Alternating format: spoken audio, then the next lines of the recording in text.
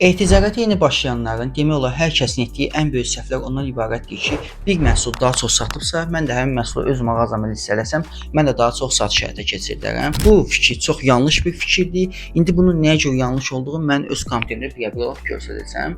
Hal-hazırda əlimizdə 2 dənə məhsul var. Biri 2713 ədəd satıb, bir məhsulumuz isə 998 ədəd satıb. Böyük ehtimal bu videonu izləyənlər 2713 ədəd olan məhsulu listeləyəcək. Gəlin bu məhsula daha da dərindən analiz edək və baxaq görək ki, biz hansı məhsulu listələməliyik öz mağazamıza. Birinci məhsul ilk dəfə 2019-cu ildə eBay mağazasına yüklənib və bu 7 il ərzində 2713 ədəd satıb. İkinci məhsulumuz isə 26-cı il 3-cü ayında yüklənib. Bu ortalama 1 aylıq məhsuldur. 1 ay ərzində bu məhsul 998 ədəd satıb. Hətta bu məhsulları tarixçəsinə də baxmaq olur ki, nə qədər satış eləyiblər, həftəlik, aylıq, gündəlik. Burada biz proqrama keçid edirik və baxırıq. 2713 ədəd satılan məhsul ən son 5 gün bundan öncə satış həyata keçirilib. Birinci məhsulumuz isə demək olar ki, gündəlik 20 üzəri satış həyata keçirilir, hətta 20-dən də yuxarı və digər məhsulumuz daha çox satış həyata keçirilir. Gündəlik olaraq 20 üzəri sifarişlər alır. Ona görə məhsulun daha çox satmağı deyil də, gündəlik, həftəlik, aylıq nə qədər satmağı daha önəmlidir. Mənim hal-hazırda istifadə etdiyim proqramları pulsuz şəkildə əldə etmək üçün yorumlara eBay yazmağınız kifayət edir. Təbii ki, bu proqramlar sizin %100% işinizə yarayacaq. Çünki nəyə görə? Bu proqramlar sizə